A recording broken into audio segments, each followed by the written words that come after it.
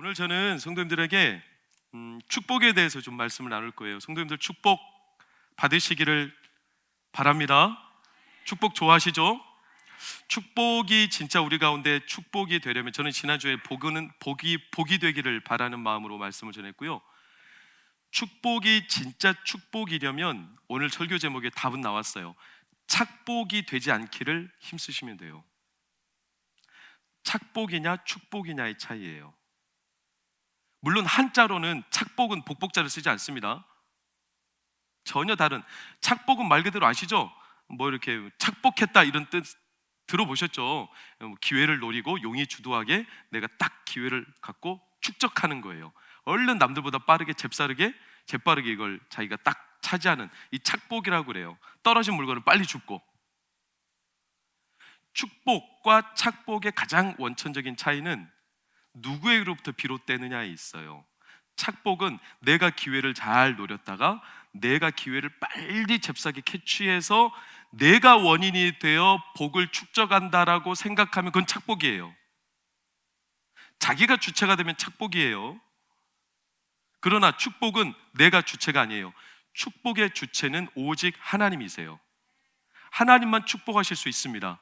이것만 명확히 하시면 돼요. 그래서 축복이라는 단어 자체가 빌축자의 복복자예요. 빌어준다는 거죠. 복을. 그래서 이제 그 기독교 용어를 연구하는 학자들이나 제가 예전에 은사님으로 생겼던 교수님이 그런 말씀하셨어요. 교회 용어 가운데 우리가 뭐 그냥 통상 쓰는 거니까 큰 문제는 없지만 그래도 명확하게 알고 써야 되는 단어 가운데 하나가 축복인데, 하나님 축복하옵소서 이 단어는 엄밀히 말하면 사실 용례가 잘못됐다라고 말씀을 하신 적이 있어요. 왜냐? 하나님은 축복하지 않아요. 이 빌축자거든요. 하나님이 누구한테 빌고 복을 주겠습니까? 하나님은 복 주십니다. 하나님 위에 누구에게 빌 대상이 없기 때문에 하나님이 축복한다라는 단어는 사실 원래는 맞지 않아요. 근데 우리는 통상 하나님이 축복하시기를 바래요 이렇게 하지만 뭐 그게 꼭 잘못됐다 이렇게 따지고 싶은 마음은 없어요. 그러나 진짜 축복의 원천, 축복의 주체는 오직 하나님. 하나님이 저와 여러분들의 아버지시면 그 축복은 당연히 자녀된 우리에게 하나님이 아낌없이 주십니다. 그 의식만 명확하면 축복을 오해할 리 없습니다. 근데 자꾸 착복하려는 성도들이 있어요. 가장 대표적인 사건을 한번 성경의 예로 만나 사건을 우리가 들 수 있는데 신명기 8장 2절과 16절을 보실까요? 보면 만나를 주셨어요. 만나의 목적 빨간색 시작. 너를 낮추시며 너를 시험하사 네 마음이 어떠한지 만나를 공짜로 값없이 아들들에게 다 주세요. 그런데 만나 자체가 축복이 아닙니다. 그건요 마음을 시험하는 거예요. 네 마음이 어떠한지. 그러니까 16절 보세요. 너를 낮추시며 너를 시험한 뒤에 그 뒤에 마침내 너에게 뭘 주신다? 복을 주신다는 거예요. 막 내리는 만나, 이걸 착복하려는 자들이 있었어요 없었어요? 있었어요. 내일 또 주시거든요. 그건 하나님이 주시는 거거든요. 하나님만 주실 수 있거든요. 그런데 그 만나가 떨어질까봐, 남들이 다 걷어갈까봐 노리고 있다가 하나님이 안식일은 거두지 말라고 그랬거든요. 안식일에도 나간 사람이 있고요. 또 오늘 거두고 오늘 먹을 만큼만 거두고 내일은 내일 또 먹을 만큼 거두면 되는데 그게 못 믿었고 불안하고 혹시라도 만나가 안 내리면 어떡할까, 축복이 끊기면 어떡할까, 이런 불안함 때문에 오늘 만나를 이만큼 착복해서 돌아온 자들이 있었어요 없었어요? 있었어요. 그 만나가 다 어떻게 됐어요? 썩어버렸어요. 벌레 먹어버렸어요. 이게 축복과 착복의 차이예요. 이 사실만 명확히 우리가 이해하고 있으면 하나님의 축복을 누리고 그 축복을 온전히 사용하고 하는데 전혀 왜곡된 길이 없을 거예요. 아브라함은 복의 근원이에요. 아브라함은 믿음의 조상이에요. 왜 그러냐? 아브라함의 인생 자체가 착복을 다 하나님이 정리하시고, 아브라함도요 믿음이 좋았던 것만은 아니에요. 그도요 늘 흔들렸어요. 오늘 제가 그 내용을 좀 살펴볼 거예요. 오늘 내용이 좀 길 수도 있어요. 왜냐? 아브라함의 일대기를 많이 살펴볼 거라서 약간 양해하고 들으시면 돼요. 근데 아브라함의 착복, 딴주머니 차려는 이런 인간의 본성을 하나님이 다 하나하나 정리해 가시고 오직 아브라함의 축복이 하나님께로만, 하나님이 그의 상급이요 하나님이 그의 방패이심을 명확하게 정리하신 그 일생이 아브라함이었고, 그래서 아브라함을 우리는 복의 근원이다 말해요. 그런 측면에서 이게 생각보다 쉽지 않아요. 착복과 축복의 경계선을 넘어가는 게 이게 쉽지 않습니다. 왠 줄 아세요? 당장 하나님이 우리에게 복 주신다고 약속해도요, 눈에 보여요, 안 보여요? 안 보이기 때문에 그래요. 때로는 부모님 세대 때 그 복의 결실이 안 올 수도 있기 때문에 그래요. 자녀들 세대 때 와야 되는데 그게 아직은 깜깜한 겁니다. 그러니까 우리 마음이 자꾸 불안하고 두려우니까 착복할 수밖에 없는 본성에 휘둘리는 거죠. 하나님이 아브라함에게 약속을 하시면서 복을 내리시면서 창세기 15장, 오늘 읽은 창세기 15장 1절에 보면 하나님의 말씀을 우리는 눈여겨봐야 돼요. 이후에 여호와의 말씀이 환상 중에 아브라함에게 임하여 이르시되, 아브라함아 뭐 하지 말라? 두려워하지 말라. 나는 너의 뭐다? 방패다. 너의 지극히 큰 상급이다. 하나님 말씀하신 거예요. 아브라함아 두려워하지 말라. 이걸 거꾸로 뒤집어 보면 아브라함이 지금 어떻다는 거예요? 두려워하고 있다는 거예요. 그는 불안해요. 마음이 쫓기고 있어요. 혹시라도 잃어버릴까 원망도 느껴져요. 왜냐? 아브라함 일대기를 한번 쭉 아시는 한에서 제가 한번 빠르게 스토리텔링 해볼게요. 아브라함이 약 70세가 넘어서 아버지 데라와 함께 갈대아 우르에서 저기 1000km가 넘는 길로 하나님이 가라 하신 거예요. 약속의 땅으로. 그 과정이 뭘 믿고 갑니까? 그러나 말씀 하나 믿고 그냥 따라간 겁니다. 그 원거리를 가는데 얼마나 힘들었겠어요. 사막의 위협과 수많은 강도 때 이 생명이 왔다 갔다 하는 상황을 뚫고 그래도 갔어요. 가다 아버지 데라가 이제 많이 나이가 들어서 더 갈 수 없는, 야야야 나 못 가겠다 여기서 좀 머물다 가자. 그렇게 머물렀던 곳이 가나안에 못 가서 위쪽 지방에 있던 하란이라는 곳이에요. 하란이라는 곳에서 잠시 머물려고 했지만 데라는 거기에서 머물다가 살다가 죽어요. 하나님 약속하신 땅이 그 땅이 아니었거든요. 그러니까 아브라함이 그때 정신이 번쩍 들었나 봐요. 그래서 하란에서 다시 일가족을 이끌고 아버지는 거기에 묵고 자기 조카 롯을 데리고 가나안 땅으로 드디어 내려왔습니다. 이제 하나님 약속하신 땅, 당장 보니까 축복이 있어야 되겠죠. 있어요, 없어요? 없어요. 이민자 생활이 뻔하지 않습니까? 위협투성이에요. 게다가 기근이에요. 아니 내 번고장도 아닌데 기근이고 IMF 터졌으니 얼마나 먹고 살기 힘들겠어요. 국제적인 거지 될 노릇입니다. 그러니 자식들 먹여 살려야 되겠고, 그래서 어쩔 수 없이요 애굽으로 이민 갑니다. 또 쭉 내려와요. 애굽에 갔더니 거기서 좀 먹고 살만한가 싶었더니 거기서 어떤 엉뚱한 정말로 말도 안 되는 일이 벌어지냐. 자기 아내 사라를 보고 아비멜렉 왕이 혹해가지고요 저 여자를 내 아내로 삼겠다. 그걸 또 아브라함은요 자기 누이라고, 거짓말은 아니지만 마치 결혼 안 한 사람처럼, 그래가지고 이 사라가요 국제 결혼할 뻔했어요. 남편이 시퍼렇게 살아있는데 혼쭐이 나가지고 불이 나게 정신 바짝 차리고 아비멜렉도 하나님한테 혼나고 아브라함한테 보상을 잔뜩 해주고 없던 일로 하자 돌려보냈어요. 가나안 땅에 돌아왔죠. 아브라함의 속사정이 어떻겠어요? 이거 어디 가든지 재물은 있지만 보상도 두둑히 받았지만 자기가 이 가문을 유지할 수 있을지 마음에 늘 어려움이 있는 겁니다. 노심초사하죠. 왜? 자기는 자식이 없거든요.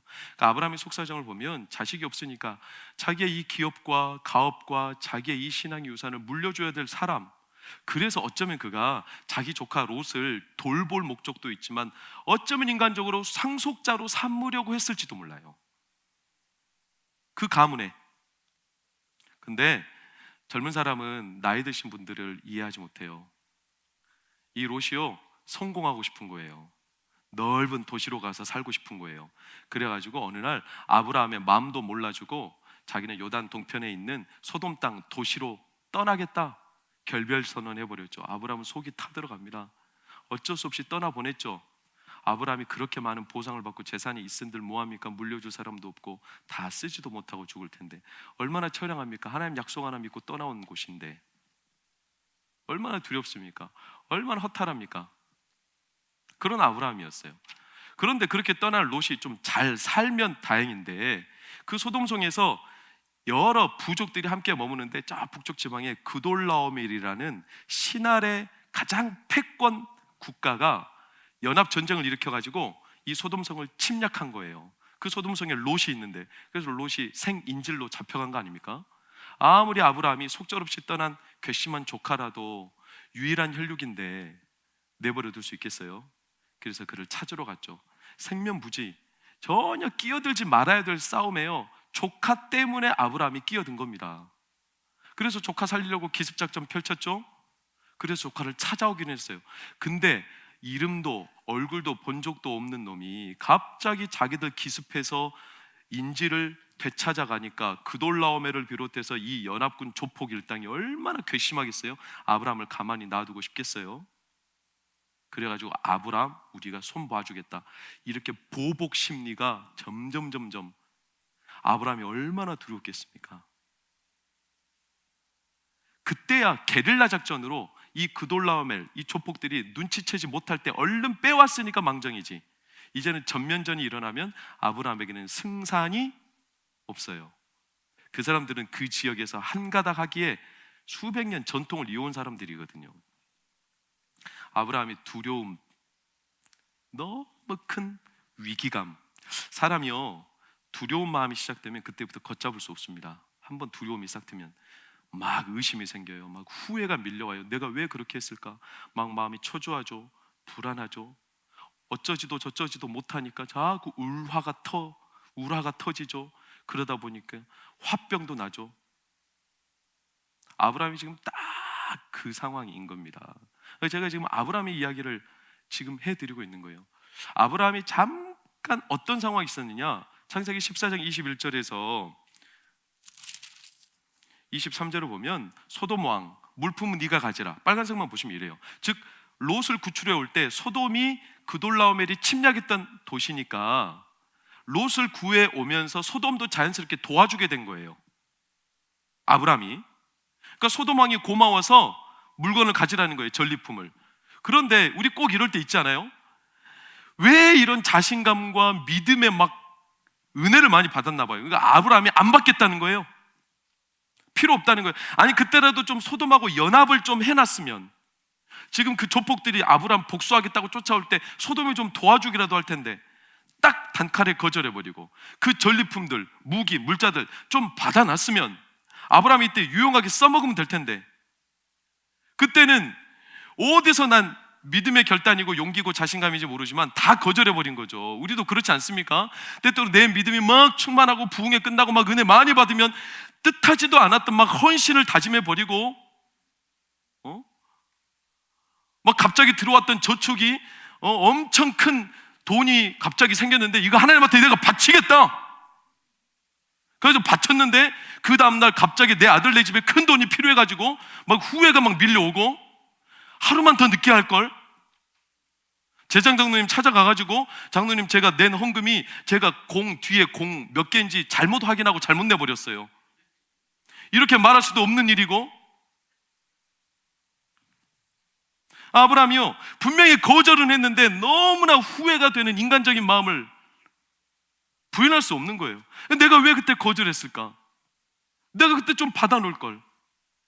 그러다 보니까 자꾸 또 이제 이유와 신세한탄. 아니 롯은 왜 내 곁을 그때 떠나가지고, 아니 지가 떠났으면 끝났지, 아니 그놈 좀 혼나봐야 정신 차리는데 내가 냅둬버릴 걸. 왜 내가 먼 오지랖이 있어서 그 전쟁에 괜히 참견 끼어들어가지고 나만 화를 자초하게 됐고, 이제 저놈들이 조폭 일당들이 많은 군대 거느리고 나 쫓아와서 보복해버리면 나는 이제 뼈도 못 추릴 테고 내 자식들, 내 식솔들, 내 가식들 다 이제 공중분해 될 텐데 나 어떻게 하나.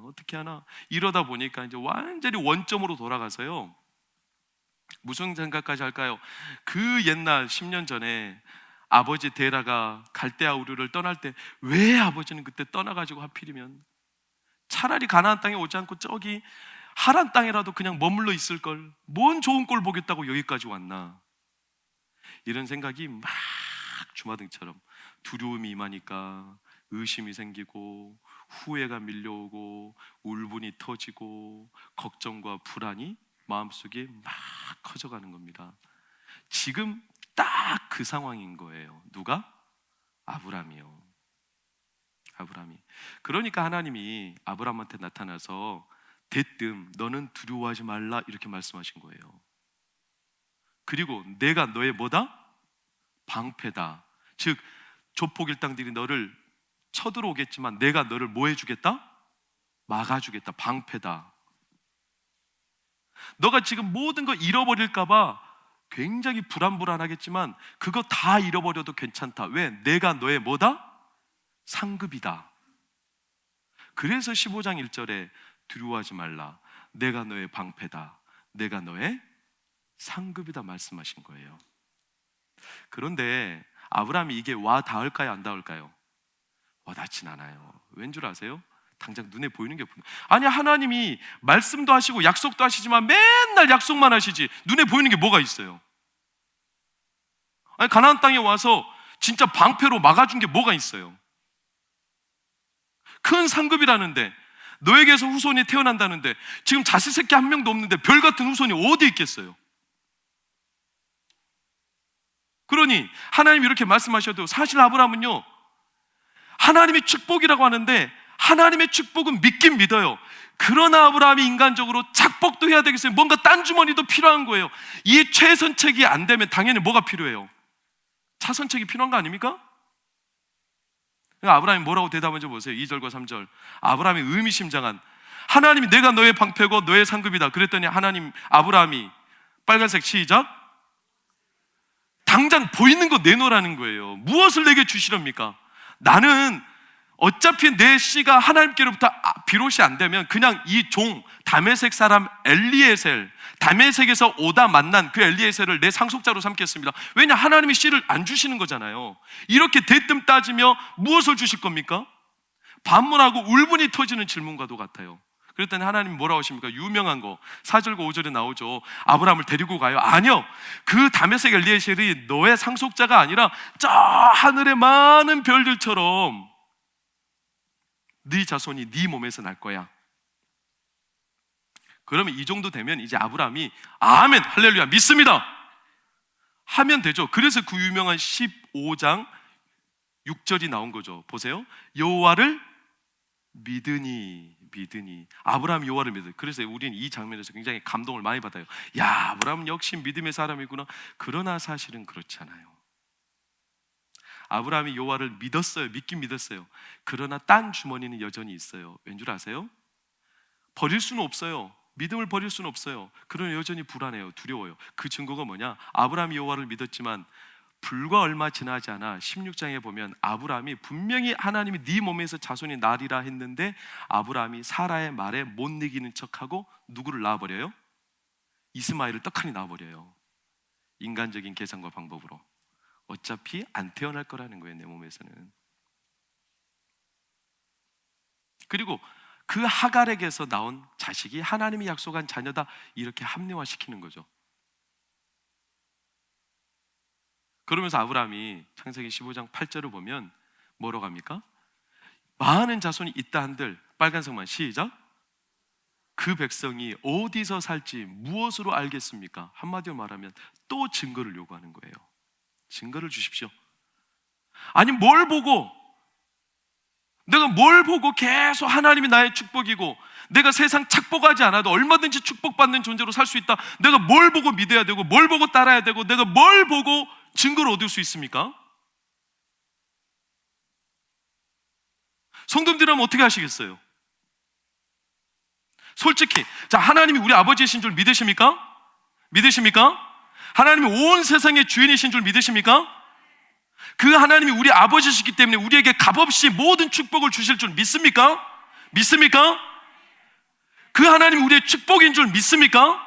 내 방패고 내 상급인 줄 믿습니까? 그러면 이제 우리는 하나님의 축복이시니까 하나님이 다른 거 안 보여주셔도 되죠? 솔직히 대답해 보세요. 다른 거 아무것도 안 보여줘도 되겠죠? 솔직히 요만큼은 보여줘야 되지 않겠어요? 요만큼 어때요? 요만큼.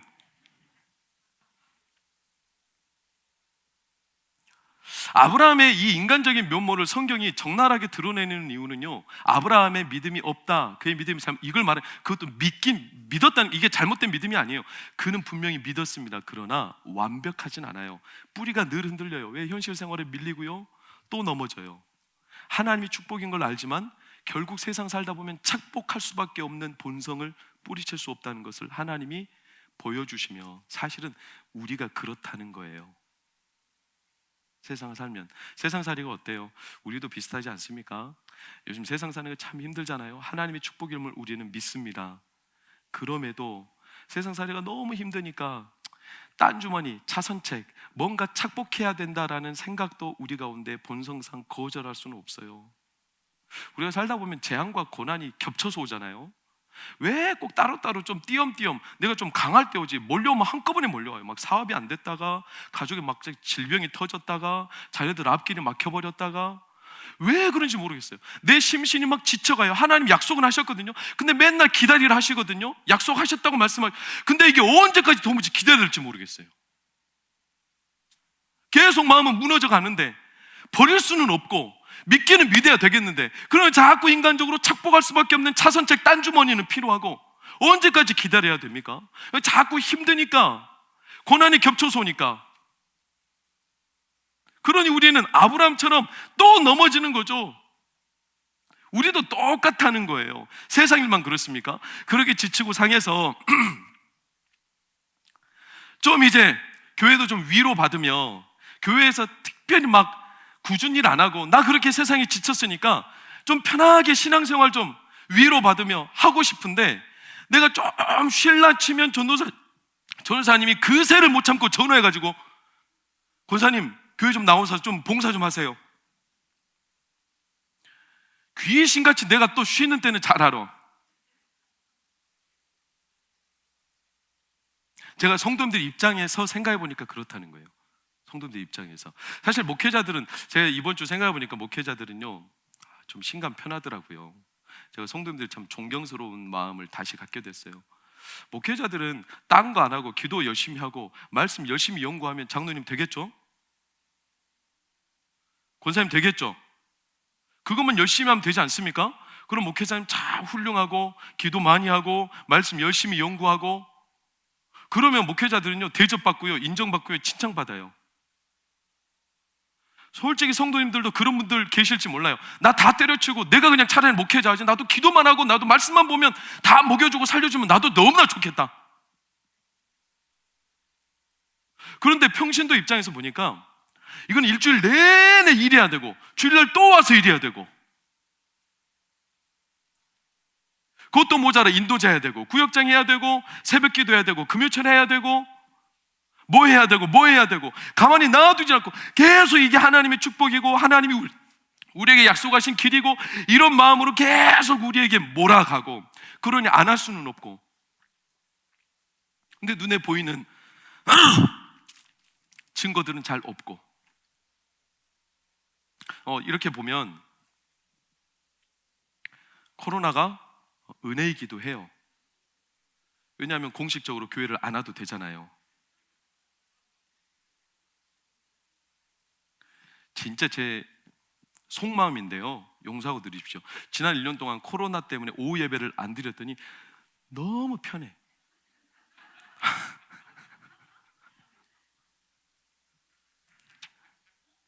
저 뒤에서 이렇게 하시면 심기가 불편하실지도 모르겠지만, 근데 이제 다시 오후 예배를 시작해야 돼요. 시작할 거예요, 가정 예배로. 그렇게 세상 일에 치이고 뭐 해라 또 전도해라. 아니 이 시국에 무슨 전도예요? 이 코로나 시국에 무슨 전도예요? 그렇게 전도하다가 우리가 본의 아니게 지난 주간에 전도팀 안에서 이 확진 동선이 겹쳐가지고, 또 그분들은 노심초사하며 민폐끼쳤다고 본인들 얼마나 걱정하고 있고, 본인들이 그게 본인들 책임입니까? 본인들도 어디서 그렇게 됐는지 모르고, 본인들이 그러려고 그렇겠어요? 본인도 하나님 영광 위에 복음 전해야 된다라는 이 마지막 일념으로 교회 위에서 그래도 이때라도 누군가 영혼의 구원을 위해서 그렇게 했었는데, 돌아오는 결과들이 우리에게 늘 그렇게 바닥을 치고 아픈 결과들이니 아브라함의 심정이 어땠겠어요? 사실 아브라함은요 솔직한 겁니다. 내가 하나님 믿습니다. 그런데 무엇으로 보여주실 겁니까? 제가 하나님 믿습니다. 근데 내가 무엇을 보고 알 수 있겠습니까? 이게 이제 아브라함의 심정인 거예요. 우리가 생각할 때 아브라함은 믿음의 조상이고 복의 근원이라서 대단한 사람처럼 사실 생각하지만 나중은 그렇습니다. 그러나 창세기 14장, 15장, 16장 어간을 보면 아브라함은요, 우리는 아브라함이나 별반 차이 없어요. 어쩌면 아브라함은 우리보다 더 못할 수도 있어요. 그런데도 불구하고 의문은 왜 하나님은 아브라함을 끝까지 복의 근원으로 그를 이끌어 가시냐예요. 왜 그를 끝까지 축복을 또 주시고 하느냐예요. 여기에 우리의 명확한 마음이 꽂히기를 축복해요. 창세기 15장 6절을 보면 우리는 아브라함이 여호와를 믿으니 여기에 집중하지만 진짜 중요한 건 그게 아니에요. 아브라함이 여호와를 믿었죠. 일시적일지 또 흔들릴 수도 있던 불완전한 믿음이지만 믿었죠. 근데 진짜 중요한 건 그 다음이에요. 빨간색 시작. 아멘. 여호와께서 그 순간적인 아브라함의 진실한, 여전히 흔들리지만 그러나 그 믿음을 의로 입혀버리셨어요. 이런 거예요. 아브라함이 은혜를 많이 받았습니다. 그래서 하나님 저 믿습니다, 무별처럼 많아질 줄 믿습니다 라고 외쳤어요. 그런데 금세 땅을 보니까 증거가 없으니까 또 불안해가지고 하나님 뭘 보여주실 겁니까? 이렇게 요구하던 차에 하나님이 그 순간 아브라함이 내가 믿는다고 했던 말 취소해요 하기 직전에 하마터면 은혜 받아가지고 내가 고백해버릴 뻔했네, 이 말을 내뱉기 직전에, 무르기 직전에 하나님이 그 믿음을 받아버린 거예요. 그리고 그때 언약을 체결하신 거예요. 언약을. 제단을 쌓았어요. 제단에 아브라함에게 요구해요. 마치 결혼식과 같아요. 하나님과 아브라함 사이에 결혼식을 하는 장면 비슷하게 보여요. 제단에 암양, 암염소, 수양, 집비둘기, 산비둘기 이걸 다 쪼개서 제단 위에 올려놨어요. 그리고 이제 예식을 거행합니다. 창세기 15장 12절을 보면 해질녘이 되었을 때 아브라함에게 뭐가 임해요? 깊은 잠이 임했다. 이건요 하나님이 주신 잠이에요. 물론 아브라함이 피곤하고 고단했겠죠. 이 잠은 독특한 잠이에요. 어느 장면에서 우리가 유추해서 볼 수 있느냐? 창세기 2장 21절에 나와요. 아담이 어떻게 됐다? 깊이 잠들어 하나님이 그의 갈빗대를 취해서 하와를 만드시고 그 여자와 아담이 결혼 가약을 맺어 흔들리지 않는 가정을 이루게 하셨던 것처럼 마치 하나님이 아브라함의 깊이 잠든 상태에서 그에게 언약을 맺으시는 장면이에요. 그리고 이제 서약합니다. 신랑 편인 하나님이 창세기 15장 13절에서 16절에 서약을 하는데 서약 내용이 어마어마해요. 자손에 대한 내용이에요. 천년의 역사, 네 자손이 400년 동안, 이건 애굽 생활을 말해요. 또 네 자손이 그 뒤에 큰 재물을 가지고 나오고 너는 장수하다가 평안히 조상에게로 네 때를 살다 돌아가겠지만 네 자손은 또한 4대 만에 수백 년 뒤에 다시 이 땅으로 돌아올 거다. 이런 말씀, 아브라함으로서는 도무지 이해도 안 되는 앞으로 일어날 일. 우리는 지금 이 말씀이 이해가 돼요. 왜냐? 우리는 이미 아브라함의 스토리를 알고 그 이후 가나안의 역사를 알기 때문에. 그러나 아브라함 입장에서는 아무것도 이해가 안 되는 역사예요. 게다가 아브라함은 지금 깊이 잠든 상태인데 하나님이 그런 잠든 아브라함을 대놓고 창세기 15장 13절을 보면 이런 서약을 하시면서 너는 반드시 어떻게 하라?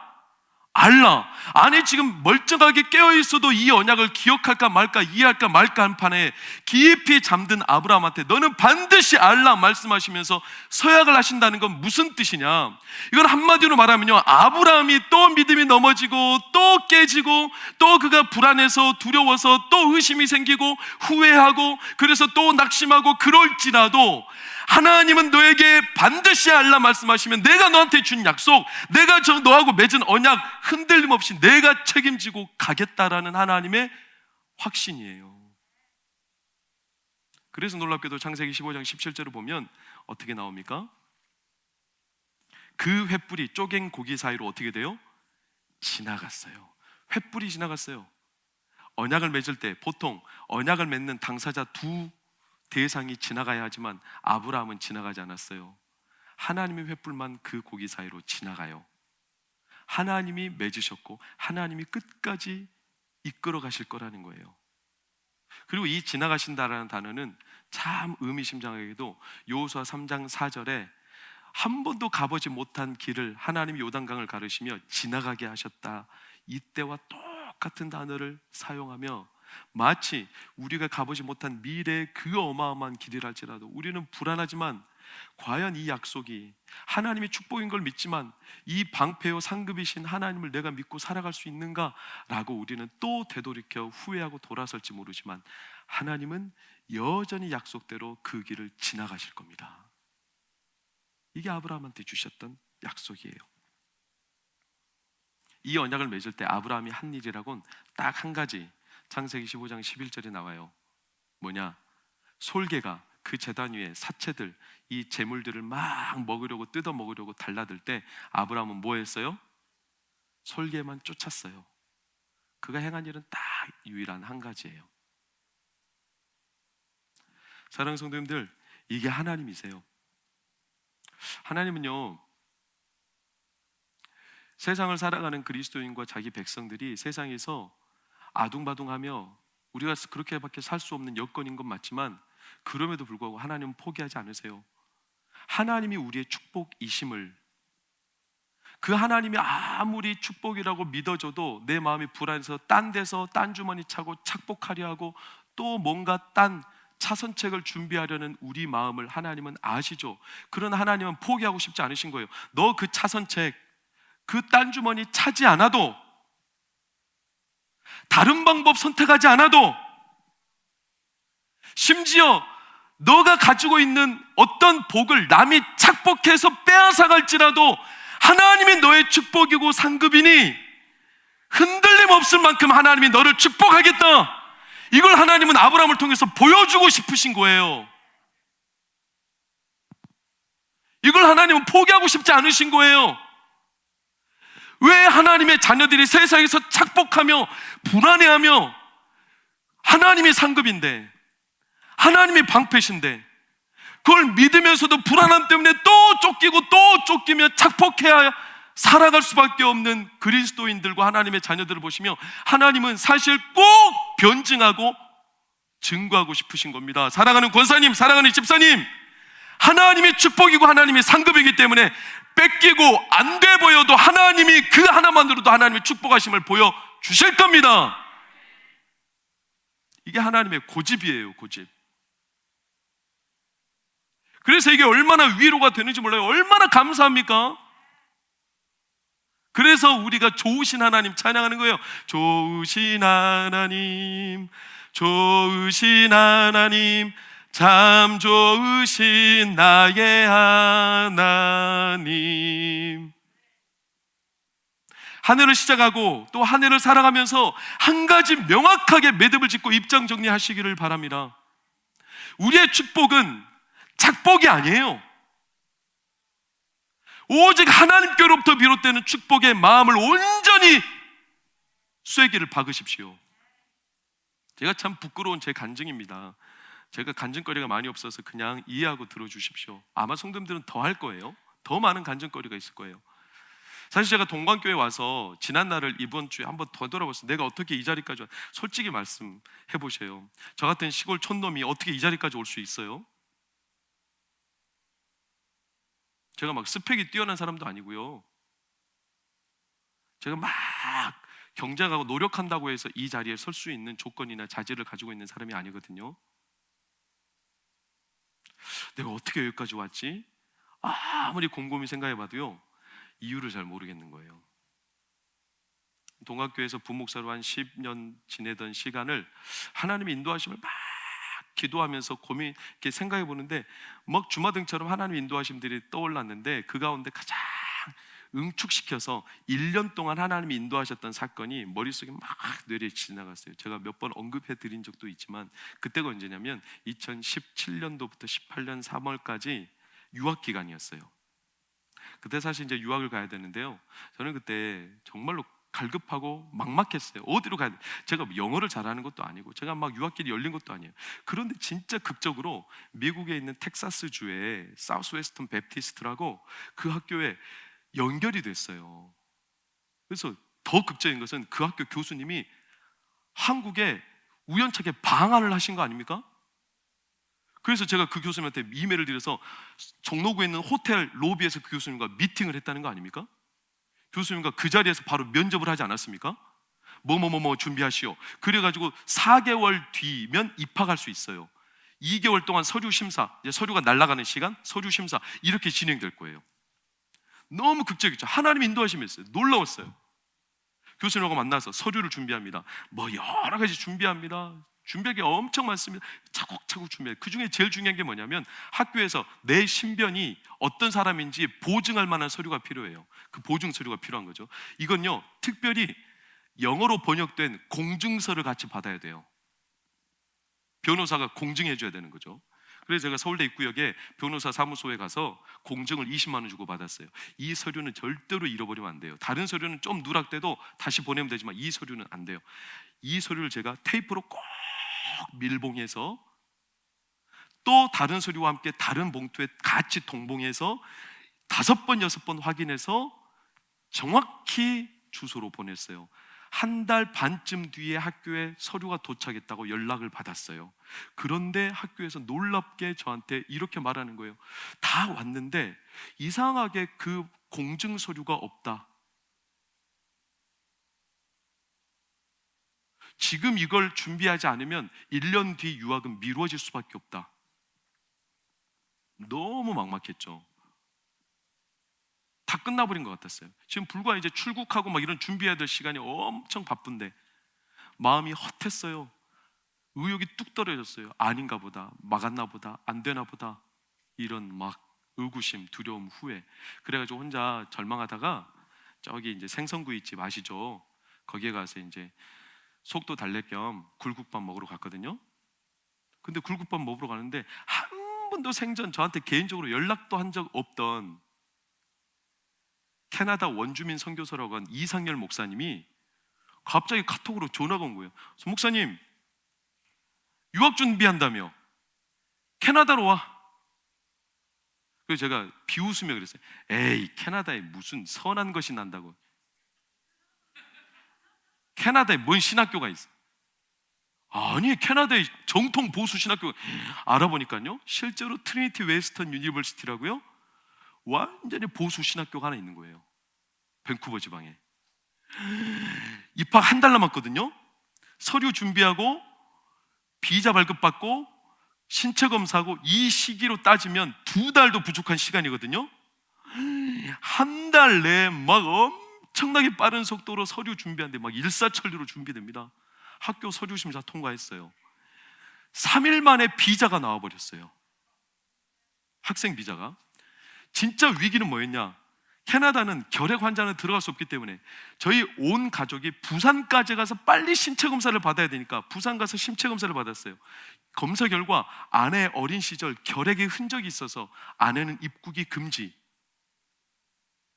될 거라고 예상을 했어요. 그래서 아내가 내일 바로 출국인데 오늘 그 결과를 통보받아서 얼마나 마음이 괴로운지 아내가 괴로워하다가 눈물이 그렁그렁 숭고한 눈빛으로 저한테 그럽니다. 여보, 내가 애들 잘 돌보고 있을 테니까 당신 혼자 2년 다녀와. 이렇게 숭고한 헌신으로 말하지만 눈에는 니나 잘 먹고 잘 살다 와라, 이런 이글거리는 눈빛이요? 안 되겠는 거예요. 그래서 제가 아내 손을 잡고 무조건 가자. 다시 빠꾸하고 돌아오는 날이 있더라도 그것도 하나님 뜻 아니겠냐? 갔어요. 면접관이 있어요. 이민국에 수많은 우락부락한, 거기는 조폭들 많이 들어올 테니까 막 남자들이 시큼시큼 막 등치가 산만합니다. 걸리면 뼈도 못 추리겠어요. 당장 빠꾸예요. 그날 바로 비행기로 돌려보내거든요. 근데 우리 행색이 얼마나 그지 같습니까? 짐도 대충대충 싸가지고. 근데 그 이민국 수많은 사람들 가운데 딱 한 사람, 아주 예쁘장하게 상냥하게 생긴 여자 한 명 있는 거예요. 제가 간절히 기도했어요. 하나님, 저 사람에게 붙여주십시오. 놀랍게도 그 사람을 만났어요. 아내 결핵 흔적이 이 비자 심사 서류에 기록되어 있거든요. 그런데 묻지도 따지지도 않고 그냥 입국.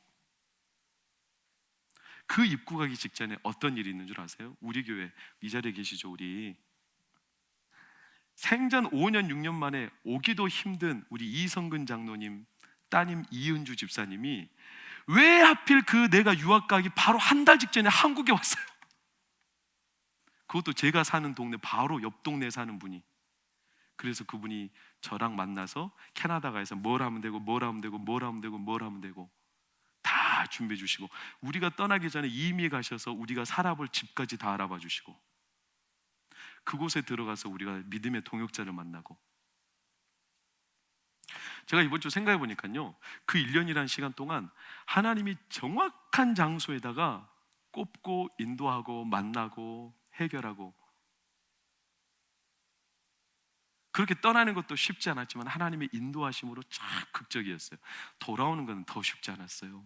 이제 와서 하는 말씀은 한 3년 정도 지나니까, 그때는요 진짜 불안함이 컸어요. 막연했어요. 저 같은 사람이 이 큰 많은 성도들을 어떻게, 진짜 이게 오는 게 맞나? 이런 의심과 불안이 너무 컸어요, 사실은. 근데요 진짜 결정적이죠. 전혀 뜬금없는 상황에 수업을 받고 있는데요, 수업 시간에 한 교수님이 수업을 하다가, 그런 맥락도 아니에요, 갑자기 소명 이야기를 하시는 거예요. 하나님이 부르신 자들이 하면서 소명 이야기를 하는데, 그 소명 일을 하는 한 구절이 제 가슴에 부정할 수 없는 하나님의 부르심으로 사실 확신이 되었어요. 제 안에는 여전히 불안해요. 왜? 너무나 큰 무리가 우리 그릇으로는 안 된다라는 생각이 가득했거든요.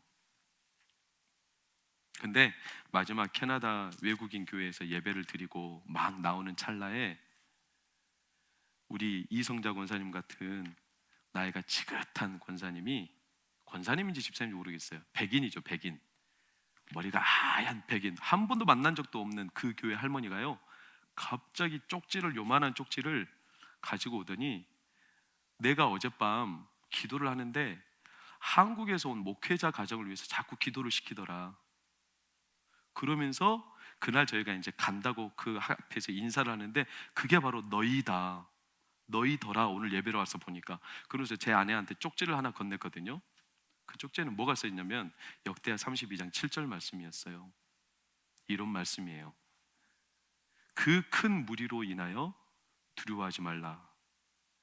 그와 함께한 자보다 너와 함께한 하나님이 더욱 크시니라. 부끄럽지만 그 자리에서 아내는 주저앉아 울었어요. 너무 선명한 음성이었거든요. 그렇게 지나고 보니까 하나님의 인도하심이었어요.